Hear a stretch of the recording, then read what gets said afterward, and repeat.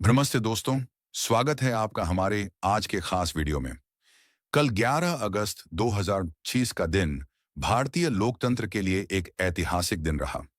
लोकसभा में विपक्ष के नेता राहुल गांधी ने एक बार फिर अपनी आवाज बुलंद की, इस बार मतदाता सूची में कथित हेरफेर और वोट चोरी के खिलाफ।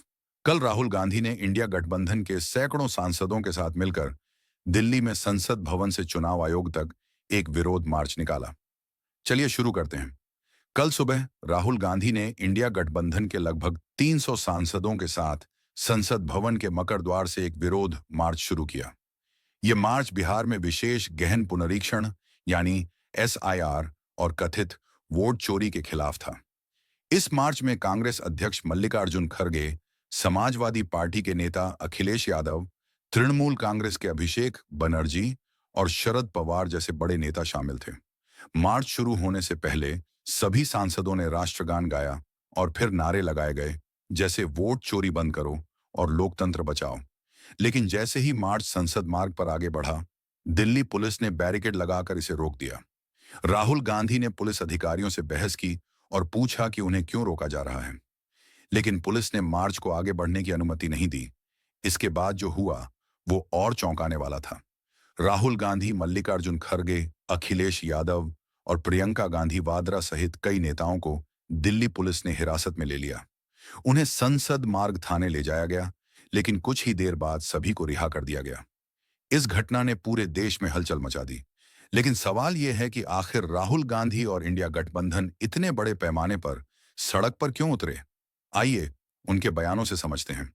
राहुल गांधी ने इस विरोध मार्च और हिरासत के बाद जो बयान दिए, वो भारतीय लोकतंत्र के लिए एक बड़ा सवाल उठाते हैं।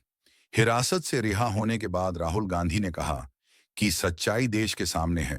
यह लड़ाई राजनीतिक नहीं है, यह संविधान को बचाने की लड़ाई है। एक व्यक्ति एक वोट की लड़ाई है।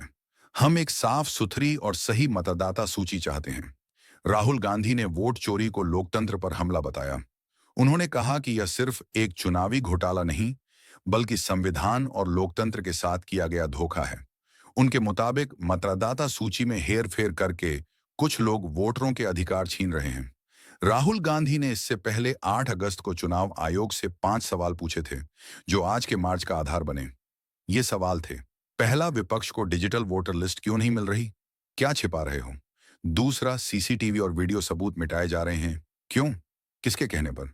तीसरा, फर्जी वोटिंग और वोटर लिस्ट में गड़बड़ी की गई, क्यों? चौथा, विपक्षी नेताओं को धमकाना, डराना, क्यों? और पांचवा, आखिर सच को छिपाने की कोशिश क्यों हो रही है? राहुल गांधी ने यह भी मांग की कि चुनाव आयोग डिजिटल मतदाता सूची को सार्वजनिक करे, ताकि जनता और राजनीतिक दल उसका ऑडिट कर सकें। उन्होंने कहा, चुनाव आयोग से हमारी मांग है कि पारदर्शिता दिखाएं। स्वतंत्र और निष्पक्ष चुनावों के लिए साफ सुथरी मतदाता सूची अनिवार्य है। राहुल गांधी ने यह भी कहा कि देश के गुनहगार सुन लें, वक्त बदलेगा, सजा जरूर मिलेगी। ये बयान उनके दृढ़ संकल्प को दिखाता है कि वो इस मुद्दे को छोड़ने वाले नहीं हैं। अब सवाल ये है कि राहुल गांधी और इंडिया गठबंधन का ये आंदोलन इतना महत्वपूर्ण क्यों है? दोस्तों, भारत का लोकतंत्र एक व्यक्ति एक वोट के सिद्धांत पर टिका है। अगर मतदाता सूची में हेरफेर होता है, अगर फर्जी वोट डाले जाते हैं या अगर वोटरों के नाम काटे जाते हैं, तो ये सीधे सीधे आपके और हमारे वोट के अधिकार पर हमला है। राहुल गांधी ने पहले कर्नाटक के महादेवपुरा विधानसभा क्षेत्र का उदाहरण दिया था, जहां उन्होंने दावा किया कि 1 लाख से ज्यादा वोटों की चोरी हुई। अगर ये सच है, तो ये सिर्फ एक क्षेत्र की बात नहीं, बल्कि पूरे देश के लोकतंत्र पर सवाल है। राहुल गांधी ने यह भी कहा कि ये आंदोलन सिर्फ राजनीति के लिए नहीं है, बल्कि संविधान की रक्षा के लिए है। और इसीलिए इंडिया गठबंधन के 25 से ज्यादा दलों ने एकजुट होकर इस मार्च में हिस्सा लिया। ये दिखाता है कि विपक्ष इस मुद्दे पर एकजुट है और इसे पूरे देश में लेकर जाएगा। तो अब सवाल यह है कि राहुल गांधी और इंडिया गठबंधन आगे क्या करेंगे? आज की घटना के बाद कांग्रेस ने एक बड़ा ऐलान किया है। पार्टी ने पूरे देश में वोट चोरी के खिलाफ एक अभियान शुरू करने की योजना बनाई है। राहुल गांधी ने कहा कि ये आंदोलन तब तक नहीं रुकेगा जब तक मतदाता सूची में पूरी पारदर्शिता नहीं आती।